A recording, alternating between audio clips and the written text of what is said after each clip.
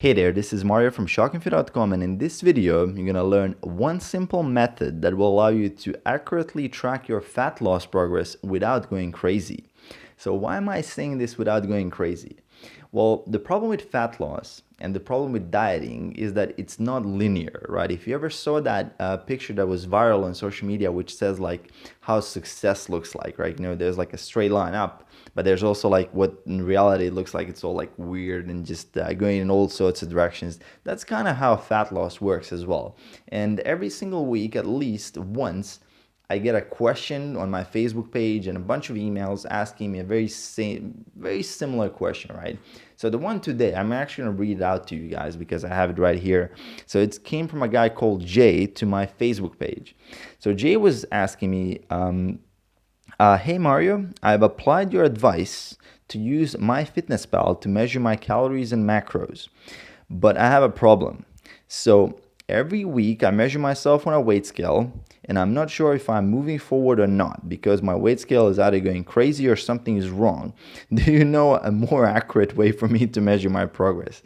So the problem with Jay, and the problem with, I get this a lot, even with my clients when they measure their progress, is that when you look at a weight scale, if there's any sort of inconsistency in your measurement, the weight scale will just go nuts. So you can't trust the weight scale, especially if you're measuring just once.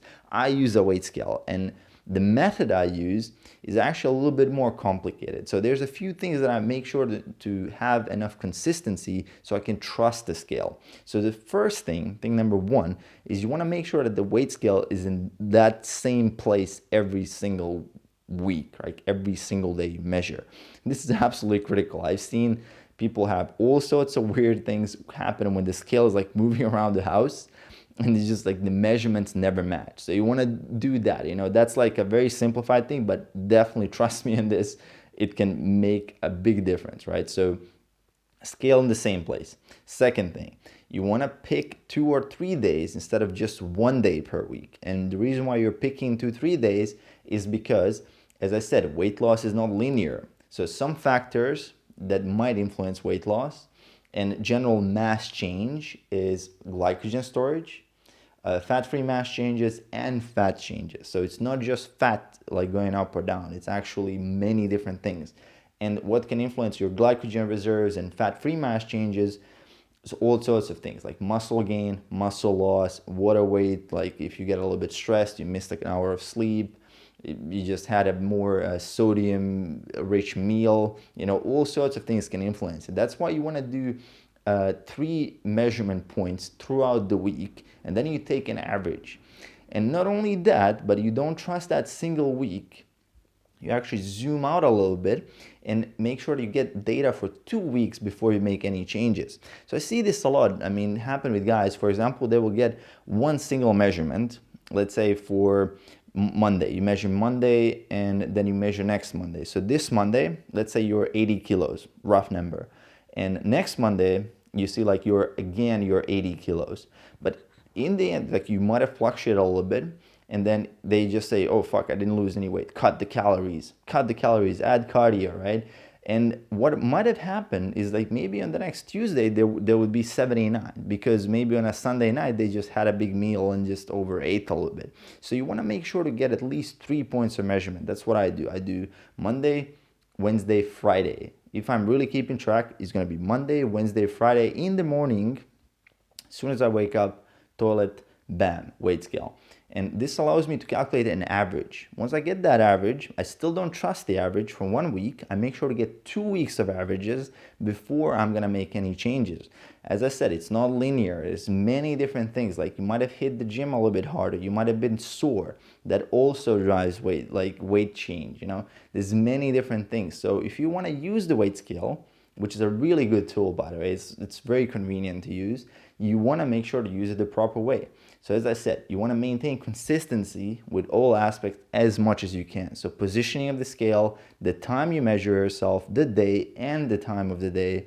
And on top of that, you want to make sure to get at least 2 weeks of averages before you make any changes to your macros or to your diet. Add cardio, remove cardio, add more sets, like all sorts of different tools that you can use. First, you want to make sure, are you progressing or not? And for you guys that are not tracking, I mean, that's cool. If you're not tracking, that simply means that you don't have a goal, right? That's at least in my world. If I'm not tracking something, that means I really don't have a goal. And that's, I mean, that's okay. I sometimes I spend the majority of my year, let's say like about 7-8 months of my year, I do actually spend without having a goal in terms of a diet. And it's fine. I don't track my weight. I just eat according to my hunger signals, just relax a little bit, and that's cool. But for like 3-4 months of the year, maybe like 5 months, if I'm really hitting it hard, I'm going to track everything. I'm going to be really on point. So it's kind of that on season, off season kind of thing, right? So if you're not tracking but you have goals, then there's that incongruence where you want something but you're not willing to actually measure, and then you're not going to get there. So you're not willing to take responsibility and accountability with yourself for your goal, right? So that's just a quick tip there on how to actually measure your weight without going crazy, because it can be fucking crazy, especially when you get to that sub 10% body fat level where the weight scale is just going fucking insane. You don't know what's happening. You're just like, one day you wake up, it's like 1 kilo more. Next day, you just like, it's as if you've peed out like 2 kilos of fat and you just look a lot leaner, like all sorts of different things. Like you eat a big pizza, next day you wake up leaner. You know, there's all sorts of things that can really drive you crazy if you're not using the tools in proper ways, where you're measuring averages and take 2 weeks of data before you make any changes. I know it takes a little bit of patience, and this is something it's a little bit hard to expect in this kind of fitness world where everybody's just rushing 12-week diet, like 30-day challenge, like all sorts of different things. But you really want to be a systematic approach. You want to measure, you want to take averages and take it like more consistent rather than just try to get a burst of energy very fast. You want to look at it as like a marathon. The longer actually the diet takes, the better the diet, the healthier you're gonna be, the more you're gonna sustain the weight, the more your body will get used to a new set point. You're gonna stay leaner for longer, and like all sorts of different things that are beneficial from taking it slower rather than really like trying to hammer it out like with a big caloric deficit for like 6-7 weeks, which I see a lot of guys trying to do. So I hope you find this video helpful. Leave me a comment below. If you use the weight scale to measure your progress, I'm curious. Or if you use some other tools, do you use like a caliper? Do you like to use a tape measurement? I'm actually curious, what do you use? So leave that in comments below. If you enjoyed the video, make sure to click subscribe below, and I'll see you guys in the next video. Peace.